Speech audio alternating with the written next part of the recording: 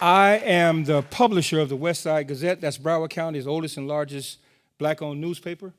I am also the chairman of the NNPA. That's the National Newspaper Publishers Association, the Black Press of America. And we are so glad to have you here and welcome to our town hall, reaffirming the relationship between blacks and Jews in America. This past August, our executive committee met and we decided that we would bring our midwinter training session here to Fort Lauderdale, understanding, and we knew with full understanding of Florida's war on diversity, equity, and equality, to include inclusion and its decisiveness. Okay, that word. It's divisiveness. Okay, and antagonistic tactics. Y'all, you understand what we're dealing with? Okay, towards blacks, immigrants, and the LGBTQ community. We acknowledge that there have been groups who decided not to come here to Florida, and we respect that. But the NNPA, consistent with the bold history of the black press, takes the position that injustice anywhere needs to be visibly called out, and we will do it when it occurs. Florida is home to nearly 4 million black people, rich in Florida's history with our Native American brothers and sisters, dating back to the 1600s and 1700s. We will not be chased from this state, nor will we have our contributions to this country deleted and whitewashed from history.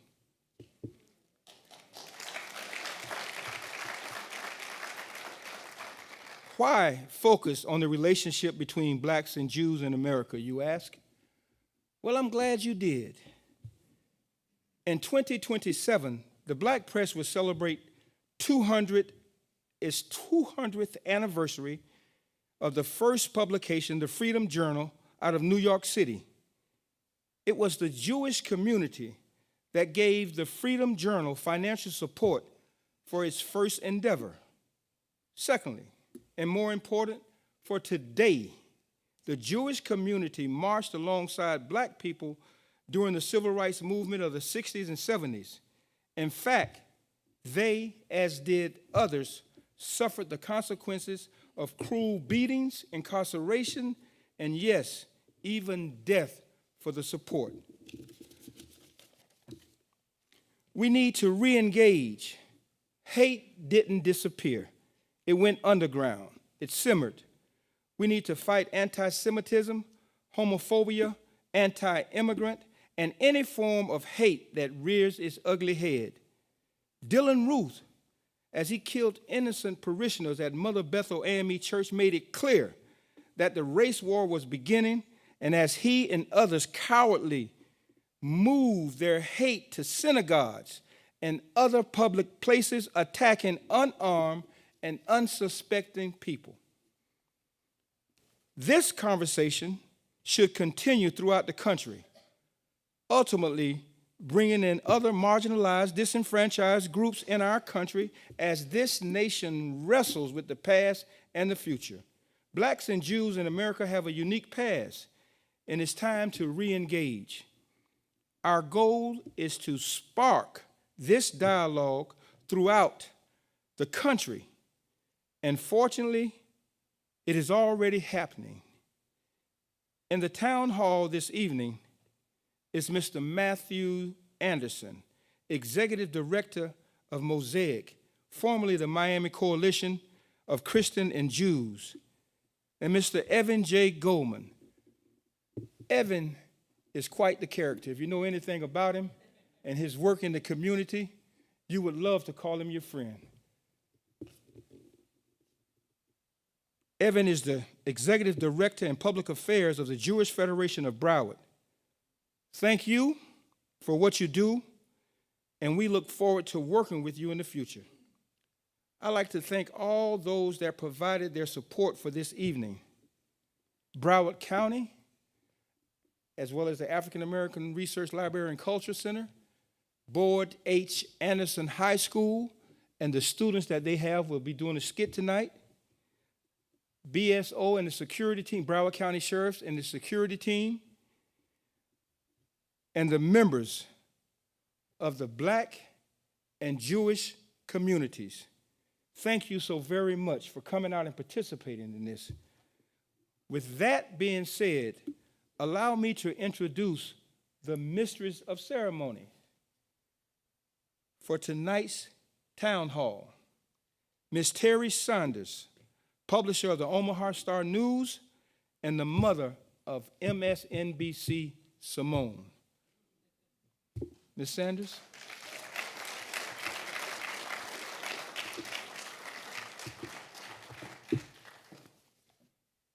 Thank you, Chairman Henry. As he said, I am Terry Sanders, and I hail from Omaha, Nebraska. And there are two facts I want to establish before we get rolling. Yes, there are Black people in Nebraska. And yes, I'm the mother of MSNBC's Simone Sanders Townsend of The Weekend Show, which is seen on Saturdays and Sundays from 8 to 10 a.m. Now we got that out the way. It is my honor this evening to introduce Reverend Wayne Lomax, retired pastor of the Fountain Ministries, and Rabbi David Spey of Temple Bat Yam, which means by the sea, of East Fort Lauderdale, for prayer. Gentlemen.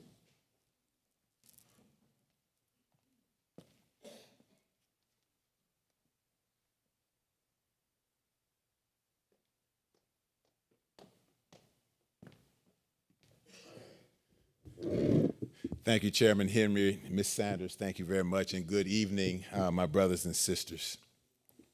Let's pray together.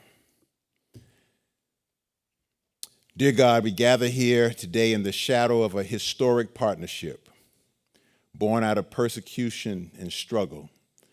America and, quite frankly, the world has placed both the Jewish community and Black people in a unique category. And these characterizations have motivated us to find common ground in our faith and in our suffering. Thank you for this organization and their courage to summon us to chat about the past, the present, and the future. Help us to be courageous enough to honor and appreciate the common fight against a common enemy. But help us also to discuss our differences with honest clarity and empathy. The Hebrew prophets declare that where there is no vision, the people perish.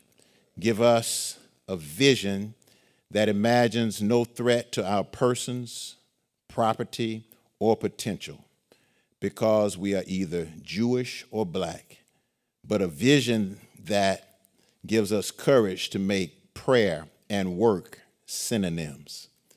God, we have a national election on the horizon and state and local seats on the ballot.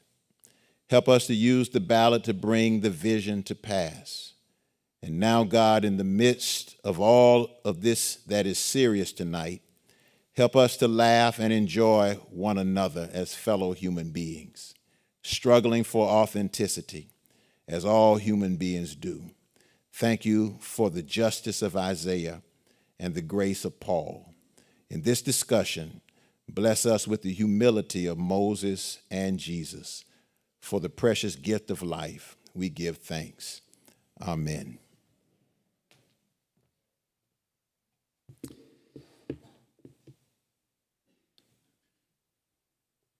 In these divisive and fraught times, times where unity and acceptance are demanded, where earnest and open conversation is vital, though it has become dangerous. These times where anxiety, trauma, and persecution are our daily experience. We ask you, Makor HaChaim Uvracha, O source of life and blessing, grant blessing, fortitude, patience, and healing to all these valiant publishers who strive to better our world through their pursuit of and transmission of truth, and to their families and to their friends. May all of us who struggle with the realities of our daily experiences be graced with patience, hope, and courage. May God endow our support systems with insight and skill that we may be buoyed in health and vigor of mind and body, enabling us to do our noble and vital work of speaking truth to power. May God be with our families too, granting them patience, hope, and courage. May God stay their anger and help them to find compassion for us and for all. May God endow them with a full life and with love, that they too enjoy health and vigor of body and mind.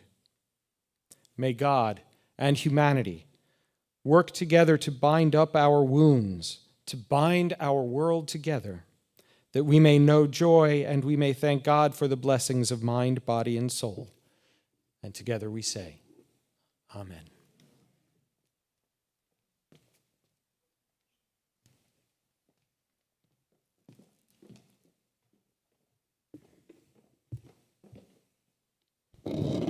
Thank you, Rabbi and Pastor.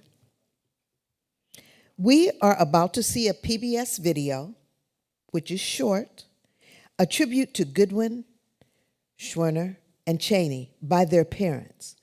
Would you run that video, please?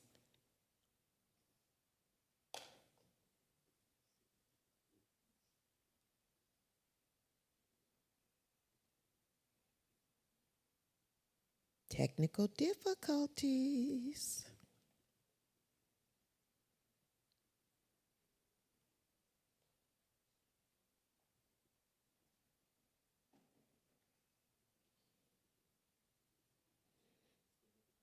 Well, I tell you what, we've got some other surprises.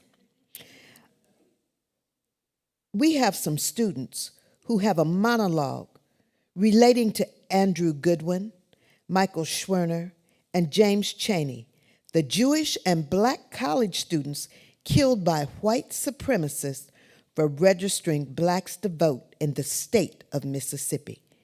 Would you come forward, please?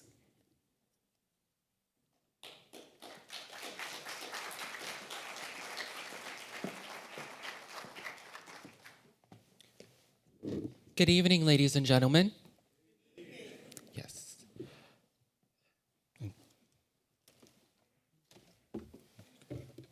Yes. On behalf of me and my team, tonight we will be presenting Freedom Summer. Thank you. The year was 1963. Following the March on Washington, plans were starting to develop for Freedom Summer. We will share some events and quotes from letters of freedom workers that summer in Mississippi. Freedom Summer was organized by the Student Nonviolent Coordinating Committee, or SNAKE, which recruited 700 college students, mostly white students from the North, to travel to Mississippi and help African Americans to register to vote. June 1964, Freedom Summer Project begins. One freedom worker wrote that June, Foreman, executive secretary at SNCC, stood during one of the general sessions and told the staff, who already knew, and the volunteers, that they could all be expected to be arrested, beaten, and jailed, and in many cases, shot at. I'd venture that every single member of the Mississippi staff had been beaten up at least once, and he who has not been shot at is rare.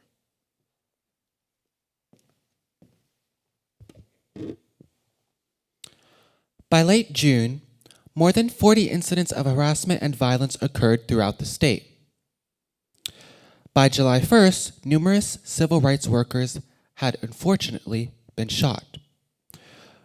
Those that opposed equality even resorted to murder and bombings.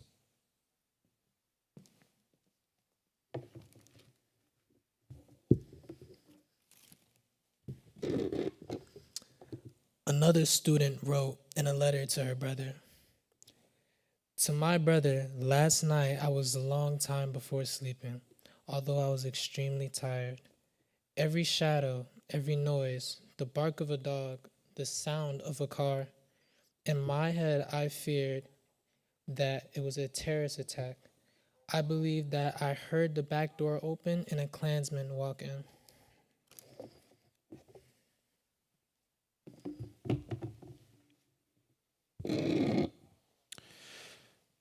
The date, June 21st. 3 of the workers, James Cheney, Andrew Goodman, and Mickey Schwerner, are reported missing. They had gone to Longdale, Mississippi to investigate the bombing of Mount Zion Church. They were arrested in Philadelphia, Mississippi, and never heard from again until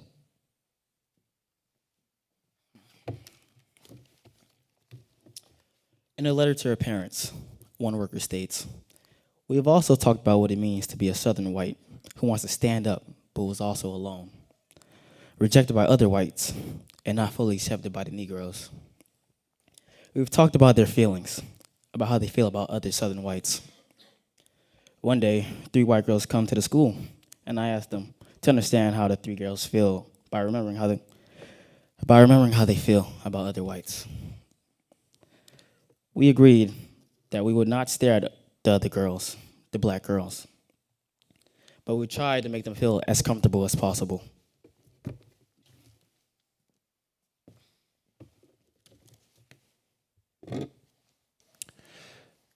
during the Civil Rights Revolution of the 1960s, Black and Jewish communities formed strong alliances based on shared values of justice and equality.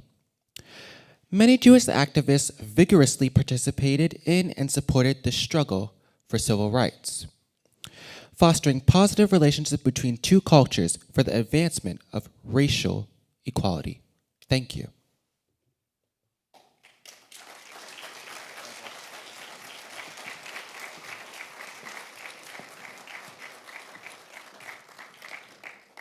Thank you, gentlemen, for that display of Black excellence. The state of Florida has a Black population of nearly 4 million people, and South Florida has one of the largest concentrations of Jewish people in the United States. The National Newspaper Publishers Association notes that a special relationship existed between Blacks and Jews during the civil rights movements of the 60s and 70s. At NNPA, we believe a refocus on that relationship is warranted given the assault on voting rights and diversity, equity, and inclusion initiatives and a rise in anti-Semitism. The civil rights movement and the Holocaust taught both groups about the life cycle of hate.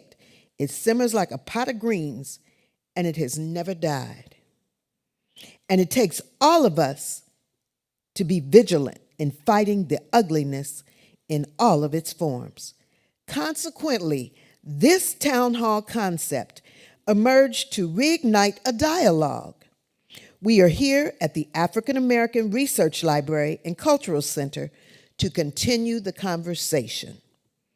Our moderator this evening is Dr. Benjamin F. Chavis, Jr., President and CEO of NNPA, located in Washington, D.C., who is a national civil rights leader who worked with Dr. Martin Luther King, Jr. in the 1960s as one of the Wilmington 10 members unjustly arrested and jailed for civil rights activities in the early 1970s and later completely exonerated.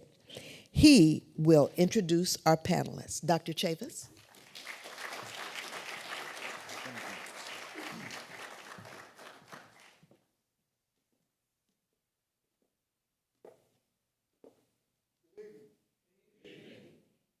We're real thankful.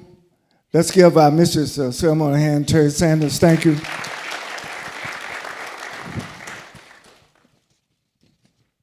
The National Newspaper Publishers Association is made up of 250 African-American owned newspapers and media companies.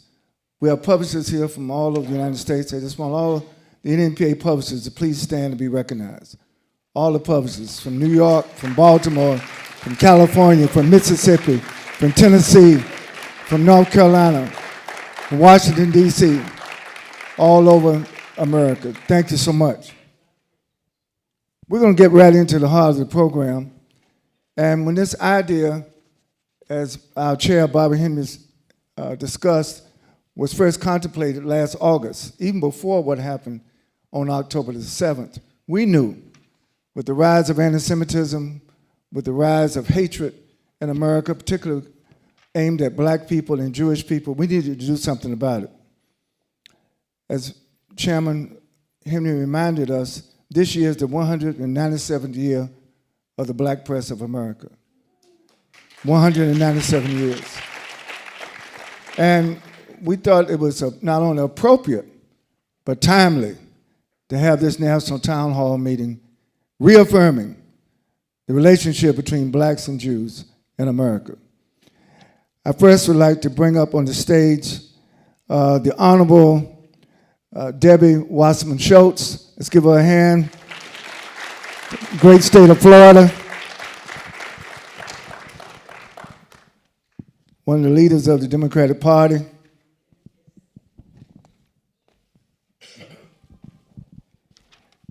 And next, I'm pleased to bring up the Honorable Sheffield McCormick, Democrat, Florida, also from here in Broward County.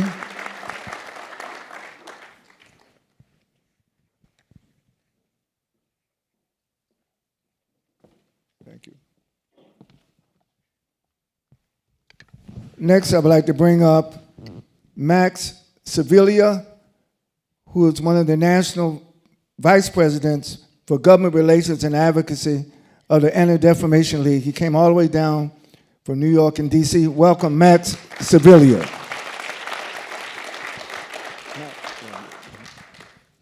And last but not least, here in South Florida, we're blessed to have one of the leading historians, anthropologists, who's done a lot on this subject matter that we're discussing tonight. Please welcome Dr. Marvin Dunn.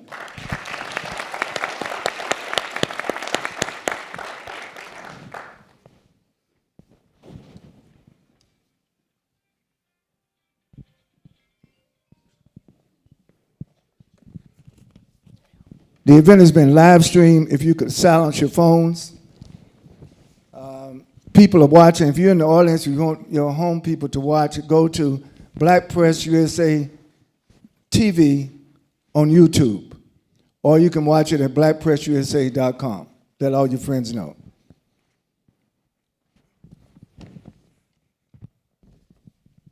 So I'm going to ask the Honorable Congresswoman Debbie Wasserman Schultz, given the long history of blacks and Jews working together in the civil rights movement in the 1950s, the 1960s, and the 1970s, what is your view today about how blacks and Jews in America can and should work together, broadly speaking?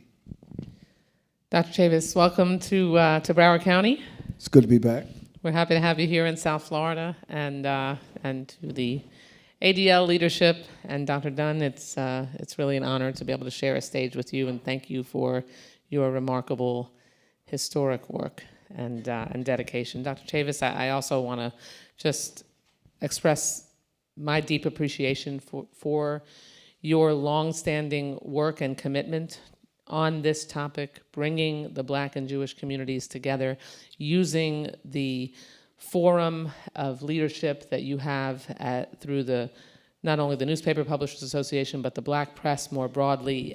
This conversation, and I want to thank Bobby Henry because we had a conversation about the importance of continuing to reunite the ties that bind the Jewish community many months ago now.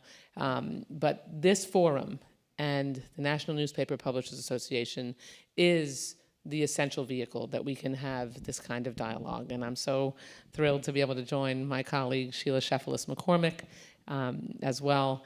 The answer to your question is that we all need to take personal responsibility to make sure that we lean in on re-strengthening the relationships between the Black and Jewish communities.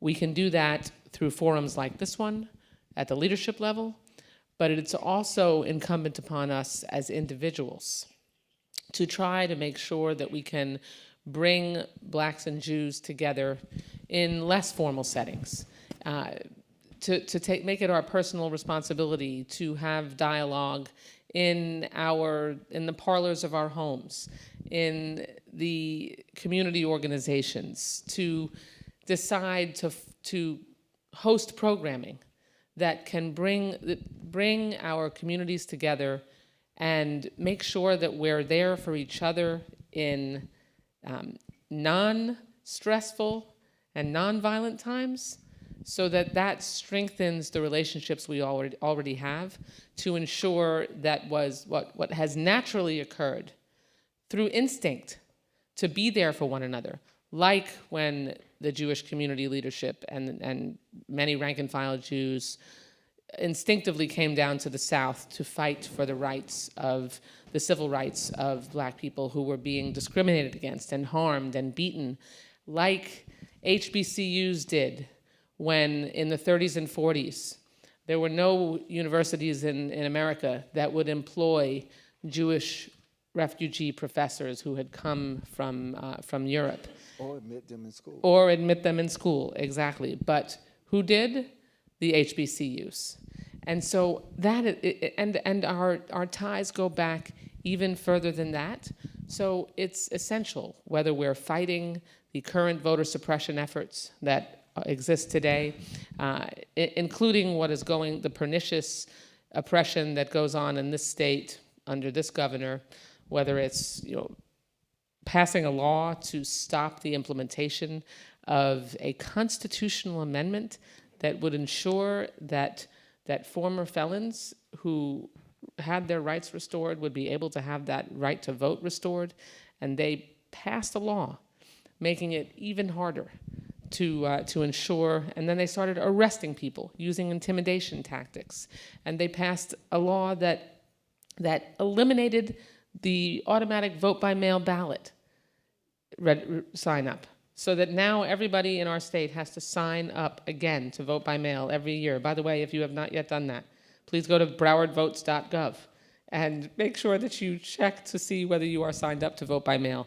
All of those are designed to throw obstacles in the path of people white supremacists, people who believe they're superior to minorities, want to other. And that's so that they can maintain and strengthen the control that they have. And we have seen the result of that. Thank you very much. Congresswoman Sheila Sheffilis McCormick, the fact that Blacks and Jews not only marched together, died together to get the voting rights of Black Americans, what is your view about how we should jointly respond to the current issues, as Congresswoman Deborah Watson-Schultz mentioned, of voter suppression in many states, but including here in Florida? Well, thank you so much for having me here tonight, and it's such a pleasure to be here having this conversation. When I first got the call about this from Bobby, I said I'll definitely be there, so thank you so much, Bobby Henry. And it's a really good question that you asked, because this is something that we think about day and night.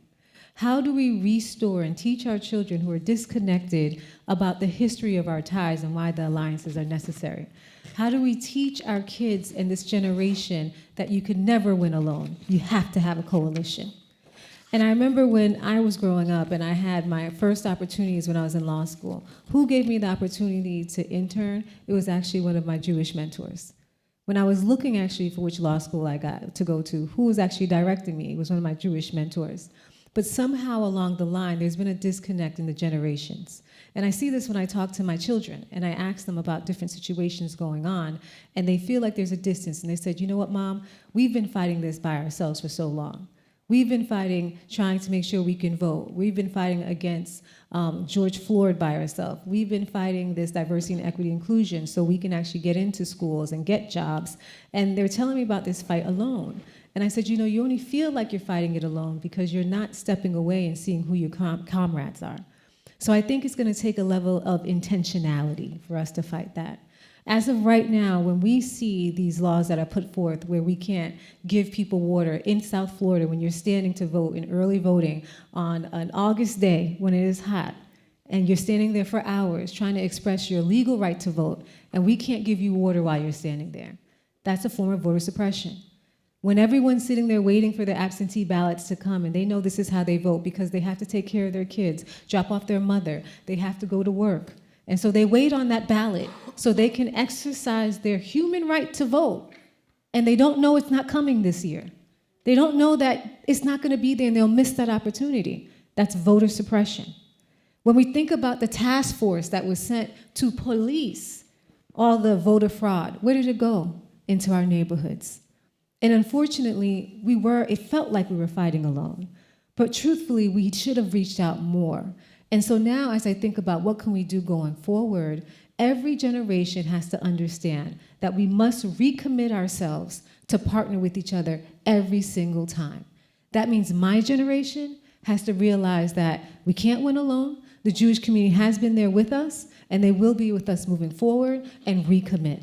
Our children have to learn now to recommit. What scares me is that I feel like our children are more divided than others. I remember when we grew up, we had more mixed people in our communities, or when we went to work, but now they're able to shelter themselves in social media world, in front of their computers, and so they don't have the conversation so they can see that we're really all the same. The discrimination you're facing, I'm facing also. But when I'm limited to social media, when I'm limited to WhatsApp, when I'm limited to what's right in front of me, not realizing that my Jewish neighbor lives right here because I'm on my tablet. So being intentional about all of us recommitting ourselves to ensuring that everyone gets to live free, that everyone gets to live with dignity, and that no one should be targeted, because that's what the goal is, to target us individually and pick us apart. So if we're over here fighting voting rights, and we're over here fighting for diversity and inclusion, we're over here fighting for economic inclusion and safety for our children, and then we have the Jewish community over here by themselves, fighting for their existence, fighting for equality, fighting every war by themselves, then what happens? Who wins? The supremacists. And so that's why it's so important that we are intentional with every generation. We are intentional with everyone we come across. And one of the things that I always say real quick is I say, if you're gonna eat at my dinner table, you have to listen to me. And so that means my children will have to listen to my rants and my tirades about how we're recommitting and we can't live by ourselves. And I also feed my parents, because my parents, I call them the teenagers. So if my parents are gonna hang out with me, they have to hear about we're recommitting, and there's a place for all of us to do that. Very good. Thank you. So, Max, I want to thank Jonathan Greenblatt for sending you down. You represent the Anti-Defamation League, so this is your question. How would you and the Anti-Defamation League, the ADL, define the current state of anti-Semitism in America today? And what are the linkages to the so-called race war being promulgated by white supremacists? Thanks for the question, and thanks for having the ADL here. This is a really important conversation that we're having. I feel honored to be amongst friends, among allies, amongst partners.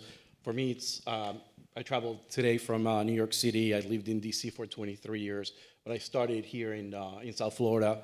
I'm an FIU graduate. I work for the former Congressman Alcee Hastings, and I've had opportunities to sort of live through the experience of partnership and allyship, representing UNCF and a number of HBCUs and minority-majority cities like Compton and else. And now at ADL, that is a key role that I play in the senior team, that of building and bringing communities together.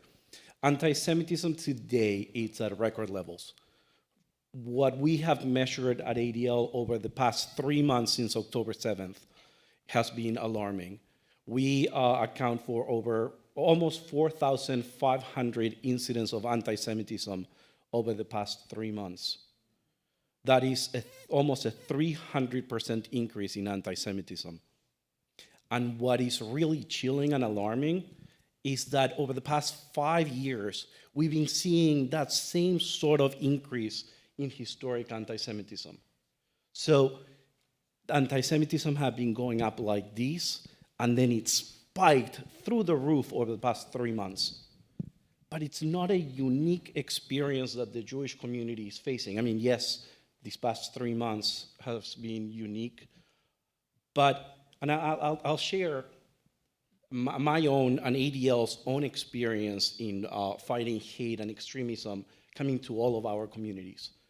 So, about 2 years ago, a little less than 2 years ago, when the Black community was targeted in upstate New York by an extremist who was first looking at going after and killing Jews and then decided to go to a supermarket and kill, right, yeah.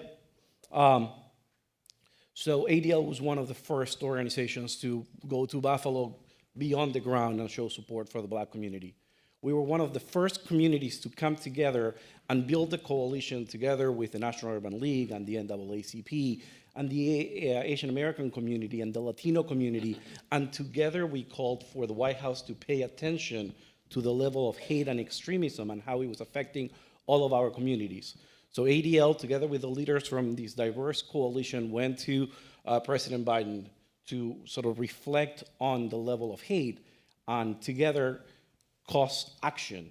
We came together at the White House for a summit, United We Stand, looking at how to address anti-Semitism. We did so in partnership with members here and other members of Congress, other leaders throughout the communities. That summit led to a commitment to have these sort of forums that you're hosting today, that it's so important to taking action together.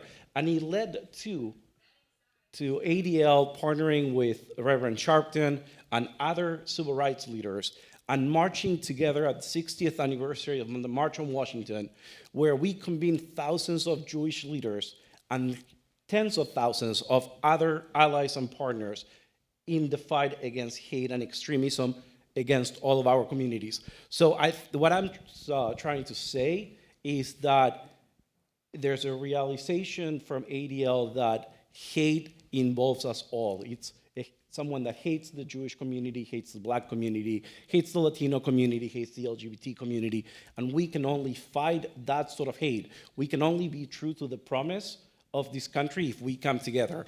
And through action, through commitment, and through allyship, we are moving towards building a better society. Thank you, Max. Dr. Marvin Dunn, longtime freedom fighter here in South Florida. How would you define the current state of anti-Black racism in America today? And what are the links to anti-Semitism? Thank you for having me tonight. I'm very, very pleased to be here. Let me make a couple of comments first. I was born when Roosevelt was president, Franklin Roosevelt. I got to sit in the back of the bus. I was a good student, so the teachers sent me over to the white school to get the textbooks the white kids were finished with because they were getting new ones to bring to our colored school right in Miami. When we would get on the bus, my mother would grab our hands, my brothers and me, and walk us to the back of the bus. She'd squeeze our hands as she's going back past the white people. And then we would get to the back of the bus and she would relax and we would sit.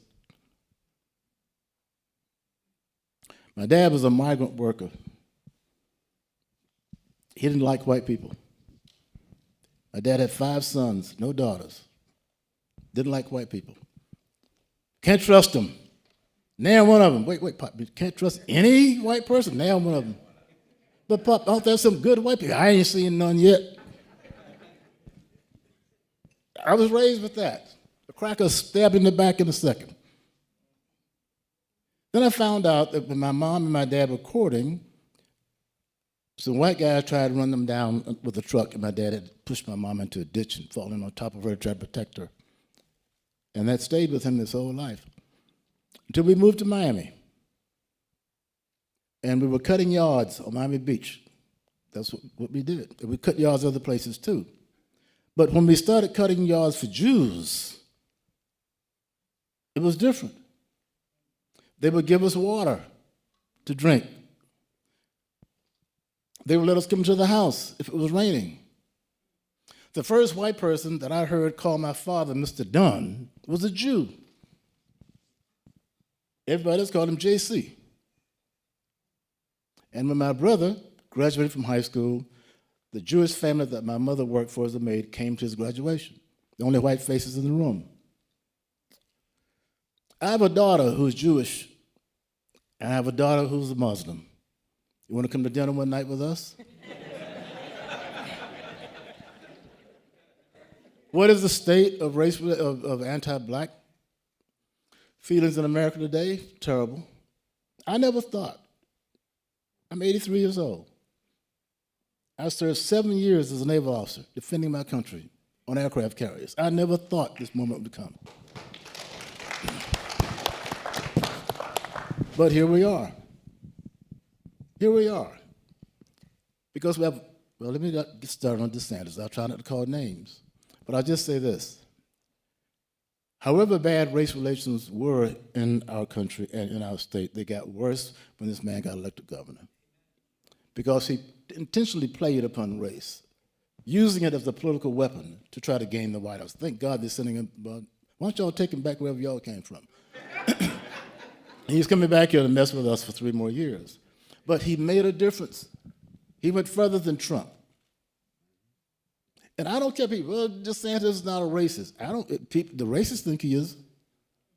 So what difference does it make in reality? Because his behaviors are such that it is making race relations in our country and in our state beyond imagination. I'm one of the 7 professors who is suing the state of Florida over the Woke Act in universities and colleges. No, you don't need to, don't clap. I'm retired. I get my check whether DeSantis likes it or not. So it's not a great brave thing I'm doing. I feel sorry for these teachers who have to work and can't say anything, can't speak out because they're afraid of losing their jobs. That's the reality.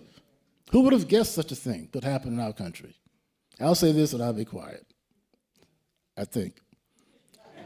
The only restraint upon my speech that I respect is civility. I'm liable to say a damn thing other than that. Thank you. Also, thank you for your service, and thank you for your wisdom. I want to go back to Congresswoman Deborah Wasserman Schultz. What are some of the concrete steps that each of us can take to ensure that we can bring the reality of the American ethos, one nation, under God, indivisible, with liberty and justice for all? Thank you, Dr. Chavis, because that's such an important question.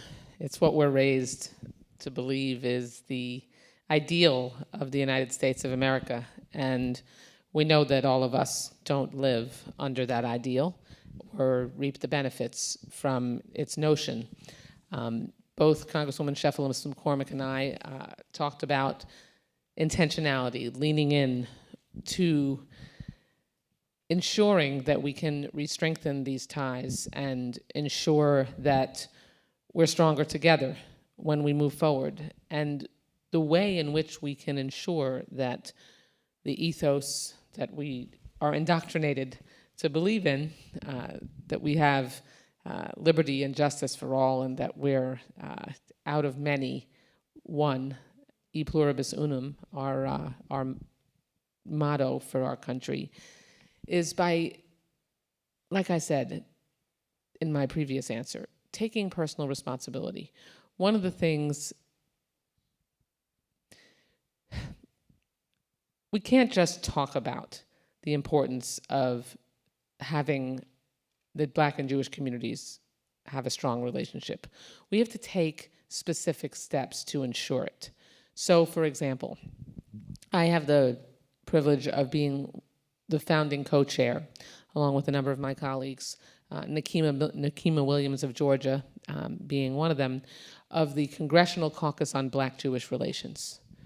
Now, why do we have a Congressional Caucus on Black-Jewish Relations? Because the way in which we can ensure that we take steps towards strengthening those relationships is by uniting in a caucus, a group of us together, making sure that when there is oppression that is hurled at us, at either one of our communities, that we're not standing alone, that we're not starting from scratch, that we have a vehicle that we can use, whether it is by issuing statements to oppose the things that are hurled against either one of our communities, or writing letters and leaning in and reaching out to leaders across the globe or in the United States to push back on oppression against either one of our communities. We hold events together. We bring one another's leaders together and have forums so we can talk about the perspective of each of our communities, because it is our personal responsibility to look through one another's lens. The only way that I can understand how it feels to live as a Black person is if I spend time listening to Black people and hearing their perspective and trying to put myself in their shoes. And I want to read a quote.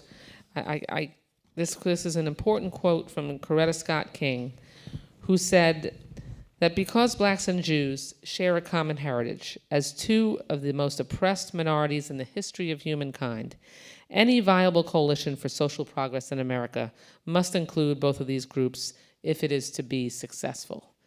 We need each other. We are among the oldest isms in the world, racism and anti-Semitism. And no matter how good it gets and how much progress we think we've made individually, we are stronger together and can combat when either one of our isms rears its ugly head, by ensuring that we will be there for one another. That's how we can live up to the ethos of the United States. Thank you. Before I ask the next question, I want, is Ariel Henry in the house? Is she here? Tell her to come. Yes, because about 6 weeks ago, in planning this event, we said we needed a stage set. This set was built by an African-American owned company here in Broward County. And I just wanted to thank, that's Ariel, that's Chairman Bobby Henry's daughter-in-law, because the set depicts not only why we're here, but what we need to do because why we're here, together. And we'll probably move this set around to some other parts of the country. So Congresswoman Sheila Syphilis McCormick, you have a very diverse congressional district. There are some forces at work to divide communities and to try to turn people against other communities, like some have done in the history of fascism in the past. How have you seen that strategy at play between Blacks, Jews, and others here in Broward County? Well, I see it at play every single day. I think what really amplified the divide and conquer method for me was what we saw going on in the 2016 election. And it's important that we bring that up because in that election, when we had Russian interference, what they were doing was sending out bots and propaganda targeting the Black and Hispanic community, reminding us of our treacherous past of racism, pushing those buttons that made us angry once again, and leading us not to vote or to believe certain things. And I believe they thought it worked so well that now when we see after what happened October 7th, we're seeing this all over again. Over 40,000 bots have been dispatched to send false information into the Black community. Say that again. Over 40,000 bots. You guys know what bots are. You know the chat groups, you see on the little responses, so they can say things. Now, we're not even talking about how much money is being put in to the propaganda that you're seeing on TikTok, Facebook, Instagram, targeting the Black community to turn against the Jewish community. When you hear the stories they're telling us, it plays on our trauma of racism. And so now we're triggered and we're looking like, oh, this is a bad thing, they're bad, but it's misinformation. Where did we see this before? And I have to say it goes back to the 2016 election. And so I said, the most important thing, if I can communicate it here and now, is that the Black community has to know that we are under attack. When it comes to a division, these people know, and I say these people because different groups try to use us to partition us away from the community, from America. They know that if they can trigger the darkest part of our history, if they can trigger something that's still existing now, that we're still fighting against, then we will side with whoever they're trying to send us there. So if we understand that that's what's going on against us, then it makes it even more important what this organization is doing. Because as we're evolving, it seems like the credibility that comes with print media isn't even being recognized because everyone's looking at these social media, where anybody can write anything, could say anything with no credentials. I mean, people who can't even really read are telling you about an issue and it's totally wrong. And our kids think it's true. But with print media, there's still integrity. And I really do love what the West Side Cadet does. And I say that because Bobby has these, I always see it on Instagram where he has these conversations. And so now you have a credible media source who lets us control our narrative and how we see things, now talking about it so our kids can see it and understand it. We have to fight them, fight fire with fire. And that's gonna take credible news sources, writers with integrity, publishers and editors to get up and fight fire with fire. And we're gonna have to put money behind that. We're gonna have to start pushing it out there, pumping it out there, and making a distinction that, what you're hearing there is incredible, but what we're telling you is true. And you wanna know what's true? The same fight that we fought when it came to racism, the same way they started by dehumanizing us, exaggerating our features, calling us all kind of names. We're monkeys, we're ignorant. When I went to Israel and I went into this huge, it was a huge museum, first thing that surprised me that I never knew, well, those were the first steps they took when they were pushing their campaign for the Holocaust. Exaggerated Jewish features. We went together? Yeah, we went together with Debbie Wash, with my congresswoman. I say she's my congresswoman because I live in Miramar. If she's not my congresswoman. First thing I realized, I said, you know what? The Holocaust was slavery 2.0. 2.0. If you don't believe me, go look at it. They figured out how to even do it even more aggressive. At the end, I could not believe they were marching people in to kill them. Could you believe that? If they thought they could do that to us, they would have done it to us. But we were the test trial, and they couldn't kill us. But you know what they said they were going to do? They were going to kill Jewish people. How dare we stay silent? Here it is again. Here it is again. Are we going to stay silent when we see people spinning this story about Israel and them existing? Let's not forget who Hamas is. They want their extinction. That's it. That's what they want. It's not a secret. And so if they're looking to extinct them and we allow that to happen, what do you think happens to us? What do you think happens to us? At this point, it will no longer be covert. There won't be stories that, when they talk behind the cooler about racism and we're not going to promote this person and we're going to go and over-police this community because you know how those people are. So we got to over-police them, right? Now it's going to be overt. Let's take them all out. So once we start understanding how serious this is, when I had families come into my office of people who were kidnapped, when they were telling me about the daughters they're waiting for, and the possibility they must have to give them abortions because they're being raped over and over and over again. This is reality. Do we hear those stories? Could you imagine being in your home and you're kidnapped and you're being raped over and over again and the government is asking to make you free? Who can stand against that? Who can? But these human stories aren't being told because there's somebody else paying to dispatch bots to pervert the story. And so I thank you for your integrity, and I thank you for your partnership, because we cannot win this war if we're not all in.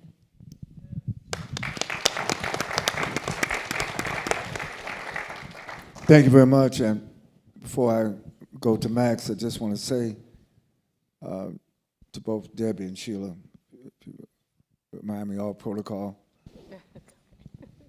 I hope that the DNC does not take the black vote for granted, does not take black America for granted. I hope that the DNC does not take the Jewish vote for granted. And why am I saying this? Because, and this is a leverage over into the question to you, Max, but I'm just going to set the stage. In 2024, this year, billions of dollars are going to be spent advertising, some of which is putting out images and stereotypes, some to convince people to vote, some to convince people not to vote, some to cause people to fall in love with each other, some to cause people to hate each other so that they want to take somebody's life. So I'm hoping that out of this town hall, that we really find ways and means to work together. The messaging is so important. Words matter. How we express ourselves matters. So Max, there is a prediction that in this national election year, 2024, it will potentially be one of the largest voter turnouts in America for millennials and young people. Do you have hope that the younger generation will rise above anti-Semitism and racism to affirm the importance of our interconnectedness and therefore participate in civic participation?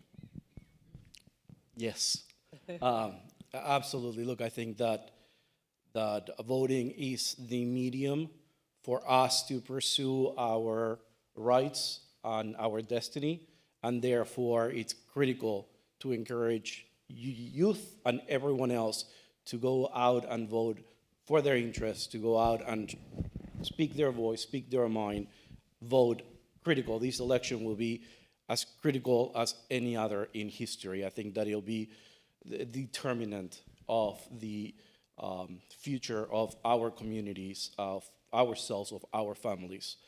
And I think that youth can be the true difference maker. And in engaging that youth, I would say it's critical for all of us to support them with education, with information, with love and understanding. I think that that's going to really help guide the actions that we take over the next few months, which I would say will be, I expect them to be incredibly challenging.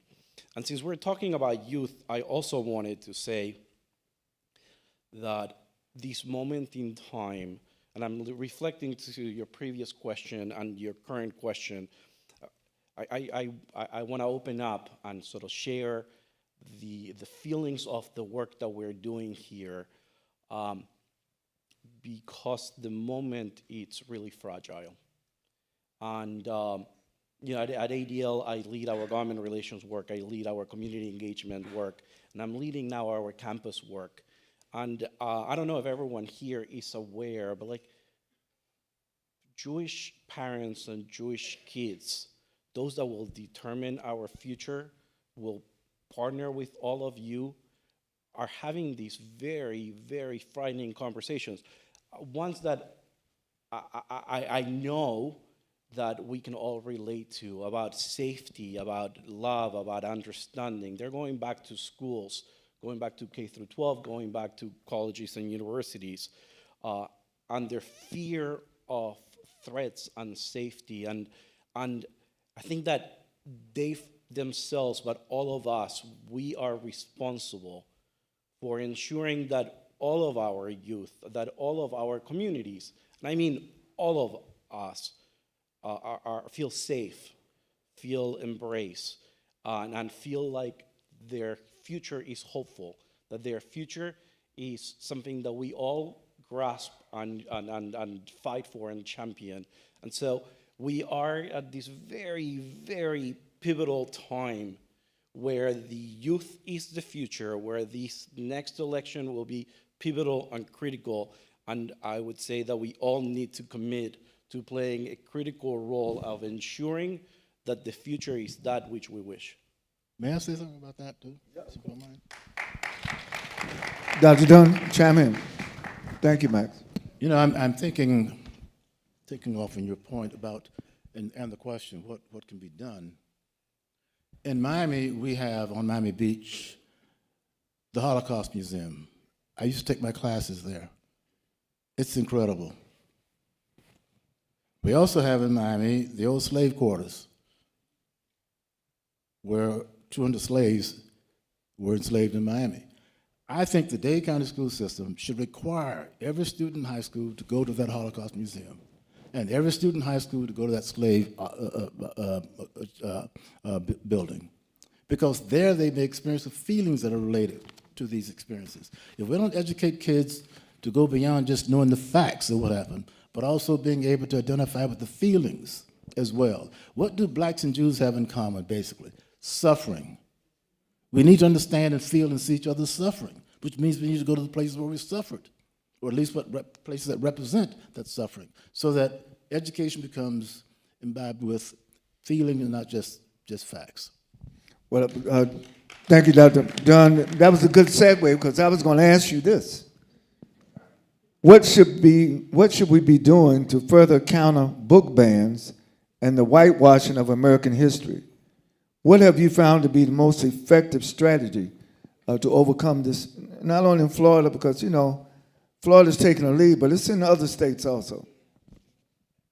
Before I came up here tonight, I was in Overtown all day in my garden raising vegetables that we're going to give away in the community.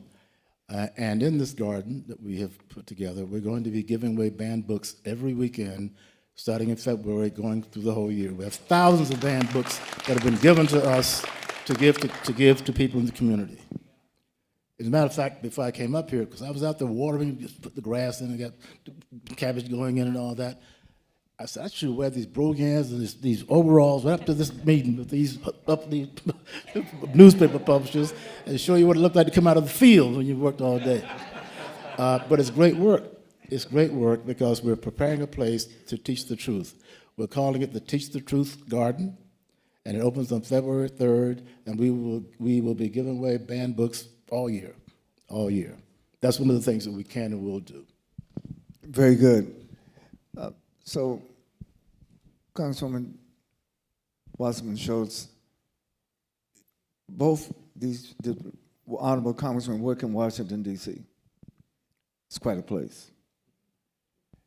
How do you see the Congress of the United States not only introducing legislation, but getting it passed? It seems the absence of bipartisanship, the absence of civility.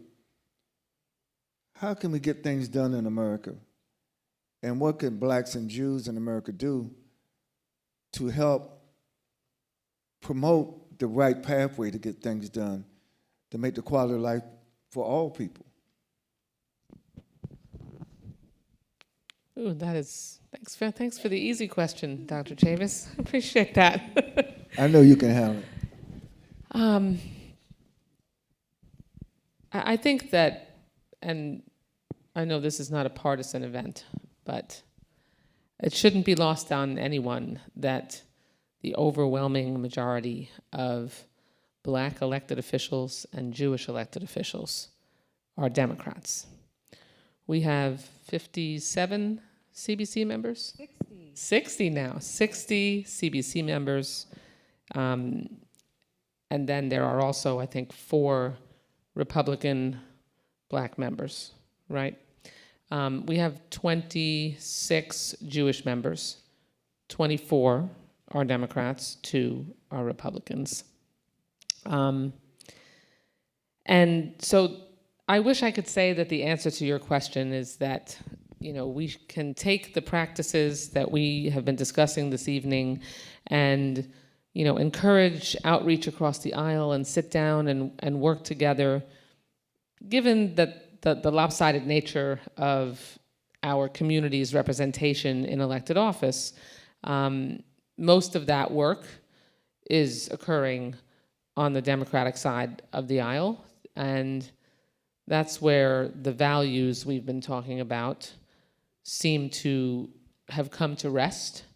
And unfortunately, in this moment, the other side of the aisle seems to be divergent from those values. And I would probably just diplomatically say are not fostering the values of unity and racial, ethnic, and religious harmony, and trying to find ways of being less divisive. So, I mean, it's like a wish sandwich. I can't wish there to be the kind of meat I want between two slices of bread. I have to, make my own sandwich and work with the tools that we have, and so that's what we're doing. So although we have the Black Jewish Caucus and the Latino Jewish Caucus, and we're making sure that we reach across the divides that exist and try to narrow those. And we're inclusive of people on the other side of the aisle when they would like to be participants. But, we do kind of always run up against the reality of policy differences and the obstacles that are placed in our path. And we just have to keep pushing forward. When we can't get bipartisan cooperation, we work with what we've got. And we make as much progress as we can. And then when the power shifts, we'll have more of an opportunity, I think, Dr. Chavis, to make the kind of progress that the Black and Jewish communities would like to make. I do want to just follow up on what you were saying about the conversations that Jewish parents. I have 2 Jewish college students. Thankfully, they go to the University of Florida, and they have the largest Jewish student population and a very strong, supportive community where there hasn't been the kind of strife that other universities have seen. But it occurred to me while you were talking about that the talk that I have heard about so often from Black parents that have the kind of conversations with their young Black children about the safety measures that they have to take before they go out of the house, the challenges that they have to deal with while living as a Black youth, living as a Black adult, whether you're a woman or a man, with this precipitous rise in anti-Semitism rearing its head again. There are not entirely identical, but there are very similar safety conversations that Jewish families are having to have before we send our children off to college, before we go out the door and decide whether we're wearing a Star of David or whether an Orthodox Jew is going to put on their kippah. A lot of us, either even Jewish or non-Jewish, can't avoid looking the part, if you know what I mean. And there are identifiable characteristics that we regularly have assumptions made about us. So, I mean, if we boil this down to the raw similarities of the oppression that we have faced over millennia, there is an origin story to our unity between our communities, and it's just so imperative that we continue to stick together. Thank you. Can I follow that for 1 second? Yes. If I may, and I like to stay on the college and university topic. I want to reflect on something like this has come up time and time again about others trying to divide us, finding ways to sort of break up that historic alliance between the Black and Jewish community. And the issue of anti-Semitism and college has been a key illustrator of that effort. So at Harvard University, and I assume that many of you, if not all of you, have been tracking, at Harvard University has failed its Jewish community over the past few months. When we talk about the feeling of feeling unsafe at Harvard, time and time again, Jewish students have been calling the ADL, have been filing complaints with the Department of Education because of what's transpired there. And it's been others looking to divide the communities that have negated the historic leadership of Dr. Gay and have made this issue one of race and division as opposed to one of supporting students and one of safety and one of opportunity and improvement and leadership. And to me, this exemplifies the conversation that we've been having and the purposeful attempt to pull us apart when so much should be bringing us together. Well, you know, thank you. There's an old axiom that says that you can't solve the problem if you don't know the problem. And so what we've been discussing tonight is taking a deeper dive in what the problems are. Anti-Semitism, racism, hatred. Quite frankly, I don't believe anybody is born a racist. I don't think anybody is born an anti-Semite. But they sure get miseducated. You know, at the base of both is a lot of ignorance, a lot of stereotype, a lot of misinformation. But as we wind down this National Town Hall, I know there are thousands of people watching this live. For those who kept the televisions on, we probably stepped on a few toes tonight. But I want to ask Congresswoman Sheriff-Phyllis McCormick, not only in light of tonight's discussion, but your career as a distinguished Congresswoman from Broward County, what gives you your greatest hope for the future? That's a really good question. The community is mad as hell. And the reason why it's good to have mad people is because we just need to divert and push it into one direction. I travel all the time, and I've gone from Tallahassee with the vice president, Orlando, we've gone out to Tampa, Miami, and everybody I speak to has the same conversation. You know, these policies are pissing them off. The teachers tell me, you know what, we can't, they're coming after us, we can't say, but we're gonna do what we gotta do. And y'all know what that means. When I go into the community, they're trying to say that we benefited from being slaves, we're gonna do what we gotta do. Y'all know what that means. When I go into different stores and I talk to different businesses who are saying, this diversity, equity, and inclusion, how they're attacking them, and now they're not trying to fulfill those contracts and hiring those businesses, they said they're gonna do what they're gonna have to do. And so when I go around, I tell everybody, do what you have to do. Remember that. These elections are coming. Elections matter. And we can't tell you who to vote for or anything on this stage, but no elections matter. If you want to get up and say, I'm not in love with this candidate, that's fine. But do you want crazy? Because if you want crazy, that if you don't vote, you're going to get crazy. And so I have to tell you, you got to do what you got to do. You got to get up. And so right now, we're looking at it, and people are looking at what's going on, the primaries and everything. And, we're just sitting here quietly because we already know what we got to do. There's no conversation. Everybody got to get up and do what they got to do. Because if we do not get up right now and do what we have to do, we will not have the opportunity next time. There won't be a next time for you. You'll be sitting there wondering, what happened to your voter registration ballot? Why can't you do this? Why are there no jobs coming in? Why is the community looking like this? And you're going to have to remember that you sat here, you heard me tell you, y'all need to get up and do what you have to do. Every single one of us. Our children, do what you have to do. There's certain things we don't have to say, we know. We can look at each other and we know, right? And so you guys know, and we got to get the word out. that this is our time. And from the first time I ran, I felt something brewing in the community. And I kept on saying, we're coming closer and closer to a destiny moment. I couldn't really explain it. I'm a religious person. I pray all the time, and I always talk about the Holy Spirit will give you unction. I probably shouldn't be speaking about these things, but we all feel it. This is the first time that I feel it all over, not just in our communities, every single race, the Jewish community, we all feel it, and we know what it is.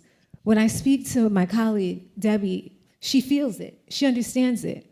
When we were in Israel, we were having a conversation at a dinner table, and we were just talking about race relations, and I got so emotional because, we've been living this. And Debbie jumped in because she can feel it. And we all know what it feels like to be discriminated. We all know what it feels like to be picked on. And so remember those feelings when it's your time to do what you have to do. Remember what you're feeling. Remember everything that we were taught, everything that we've seen. Remember all the strides we've made forward and how they were pulled back within a blink of an eye. Within one election, imagine what was pulled back. Let's not forget that.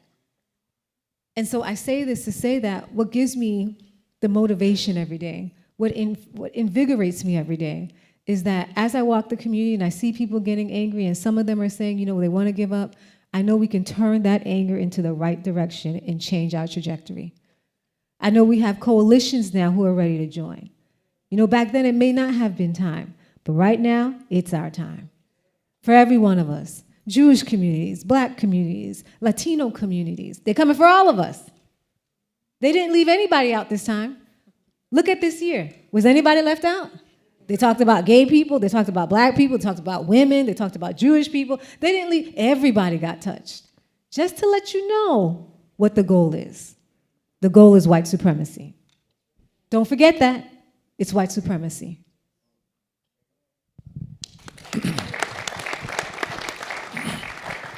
May I make a comment? Of course, but before, Dr. John, just let me say amen to the sister. She's a praying sister.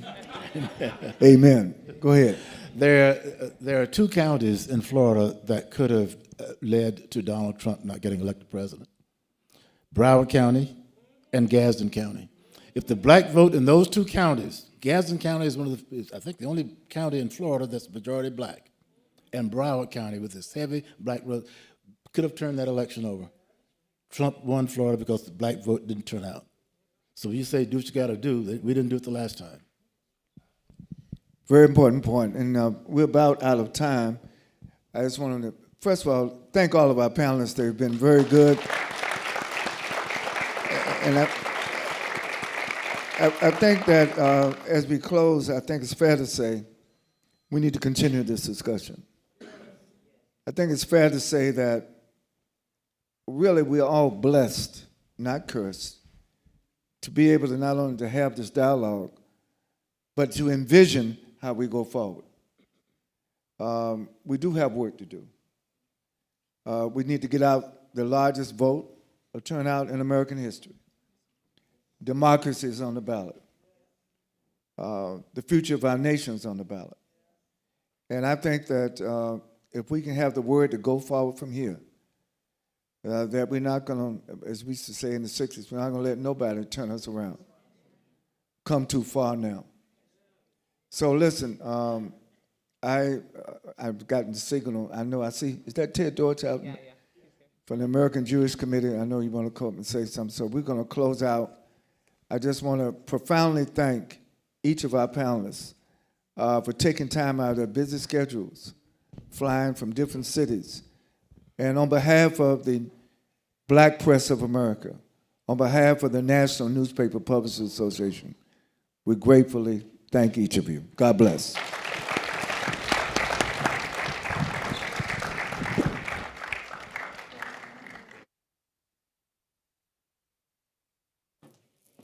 Don't go nowhere. We're not done.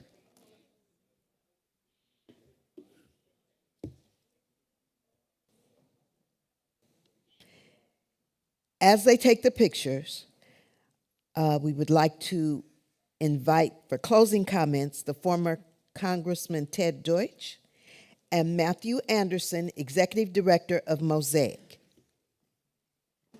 And before you come, our chair, Mr. Bobby Henry, Sr.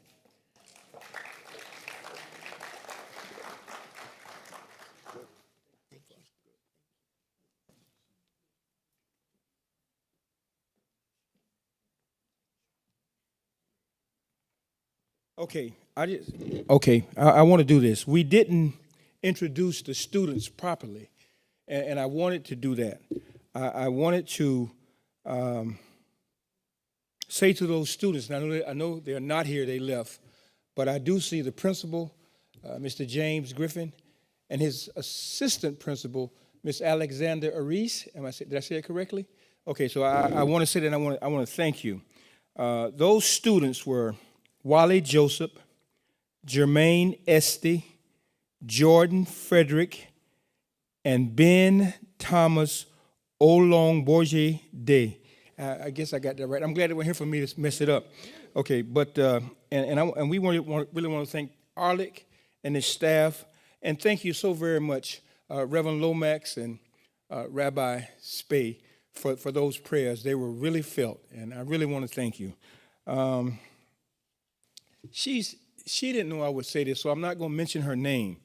But we have a person in the audience whose family was actually involved in this time and period of history. Her grandparents had a store. She's Jewish, that allowed black people to come into the store. Now, during that time, you know, she could have been killed. Her family, I should say. She wasn't there. So, but I do want to say that we have actually brought together such a diverse group of people, and I am elated for that. And I'm going to say this, and then I'm going to take my seat. I really want to thank my family of the West Side Gazette, who, had they not allowed me to do what I do, I couldn't do it. So I want to publicly thank them. So thank you. The last thing, and I'm going to take my seat. If you haven't signed up to participate at the reception at the Holocaust Educational Center for tomorrow evening, 5 to 8, please see us. You can't get in unless you're invited. I know there are those who have they already have their names, and they've secured their place.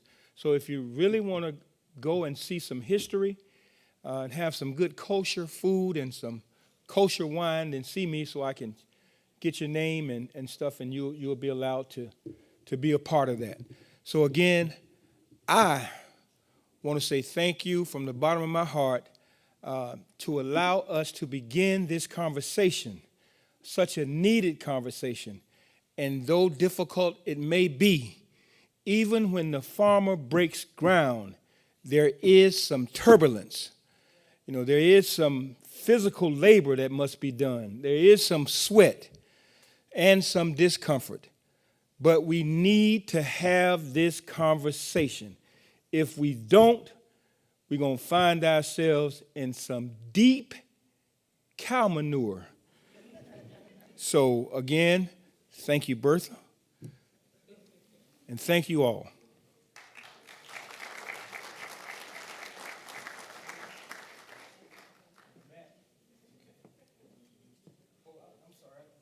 I already did that part. Come on.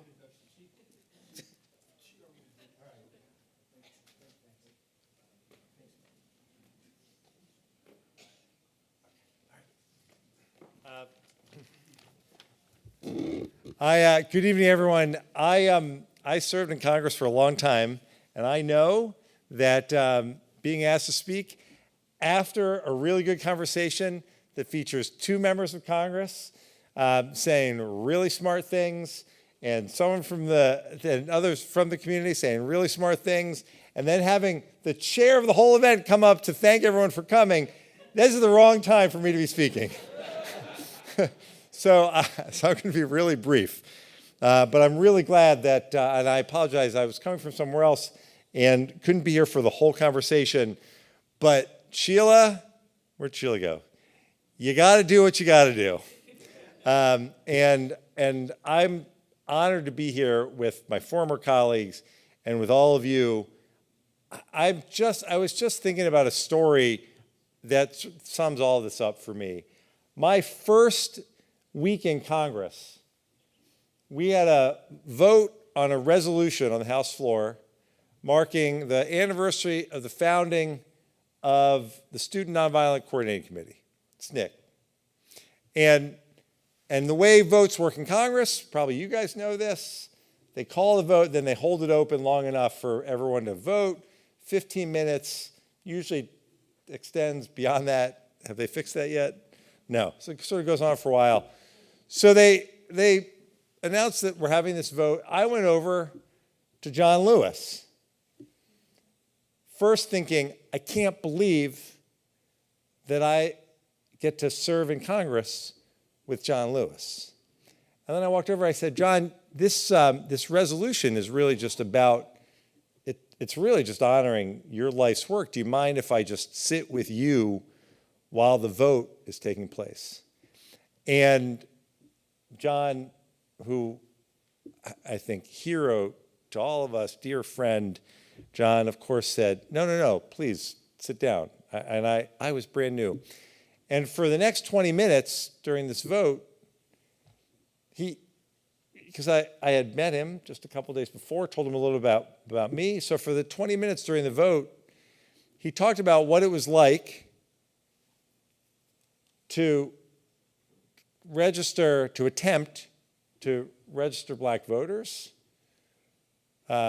working as he did with friends in the Jewish community, only to walk up to fill out the form and have the person from the county then say, sure, we can do that. You just fill out this form, and here's a big jar of marbles. You just tell me how many marbles are in here, and when you get that right, then you can register to vote. Or they pull out the bar of soap, put the soap up there and pour the water all over it and say, yeah, of course, you can register to vote, but you just have to tell me how many bubbles are on this bar of soap. And the answer was always going to be wrong, no matter what the answer was. And he spent those 20 minutes telling me these stories and telling me how important it was that with the challenges that our communities, that our country faced, that it was important for our communities, because he knew that I'd been involved in the Jewish community, how important it was and has been throughout the history of our country for our communities to work together to better our country. And that's why I'm so grateful for tonight. I just came from a Holocaust Remembrance event where we remember that when Auschwitz was liberated, that when the camps were liberated, the first Americans seen by Holocaust survivors in some of those camps were black soldiers who were coming to liberate Jews from the Nazis. And so I'll just finish with this, because I don't really, I kind of would like to go on for a while, but I'm not, like, it feels really good to be back here, to be honest. But I'll just say this. Look, we got to be candid, and we got to recognize that as we all face so many issues, that the shooter who went into that Tops department store in Buffalo, he went there looking to kill black people. And he wanted everyone to know how much he also hated Jews. The idea that anti-Semitism affects only the Jewish community is dead wrong. The idea that racism affects only the black community is dead wrong. And as we go forward together, the Jewish community needs to understand that as amazing as those photos are of Dr. King and Rabbi Abraham Joshua Heschel, that it is not enough to talk about what happened then. We have to be talking now about what racism continues to do to our society. And likewise, at this challenging moment that the Jewish community finds itself in, with rising anti-Semitism around the country, we have to be willing to stand together to confront that hatred too. And so I look forward to an ongoing conversation that recognizes just how important it is for us to stand together. Solidarity between our communities has never been more important than it is today. And so, Dr. Chavis, I want to thank you and the organizers of tonight for putting this together, for conducting this important conversation, and for leading the way down the path that will lead to only better things, not only for our two communities, but for America and our democracy as well. Thanks very much, everyone.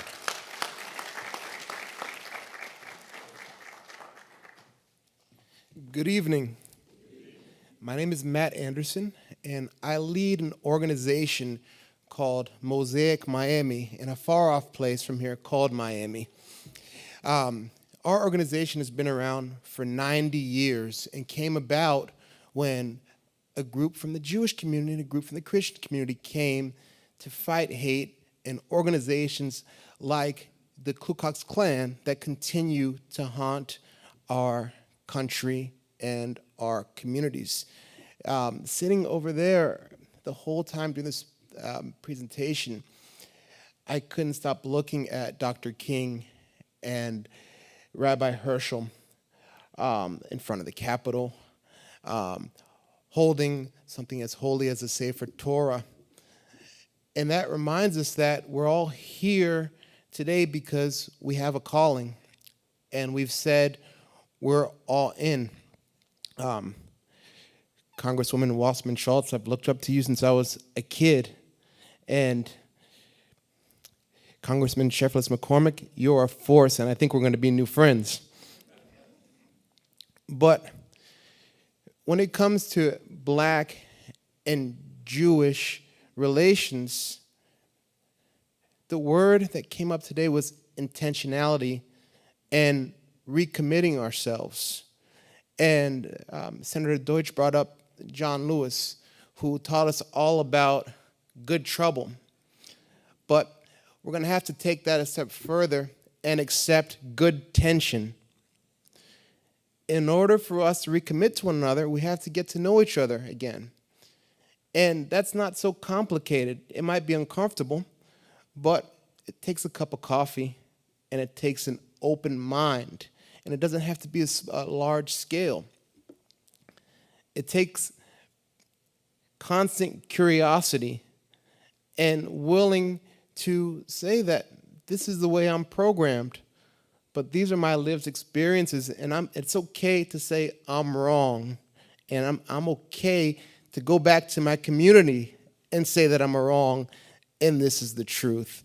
And we're at a moment we're going to have to take matters into our own hands because we can't do it in our schools. We have safe buildings like this, a historical library, where we can bring our kids and educate them and bring the right leaders forward to give them a North Star and a compass. So we've already agreed that we're going to recommit ourselves. I'm going to ask you all to stand up, and we're going to say a pledge together.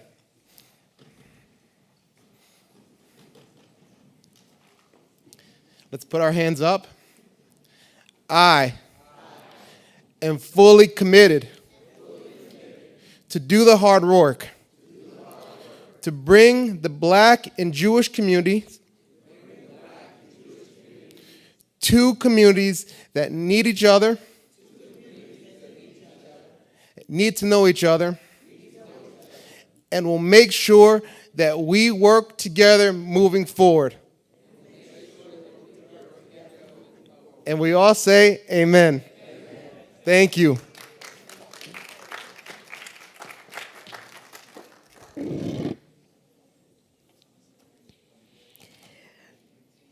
So we've all heard a lot of things tonight, and I had a whole list of things to recap, but I'm not going to do it. Words matter. Words are found in newspapers. Newspapers are not obsolete, but critical. Technology is important. Newspapers are the breadcrumbs that leave a trail of documentation for history. We must educate, and tonight's town hall meeting reaffirming the relationship between Blacks and Jews in America. Thank you to all of our panelists, all of our guests, and to you, our audience. And after tonight, we're going to have to do what you got to do. Vote, because remember, you heard it here with the Black Press. Have a great evening.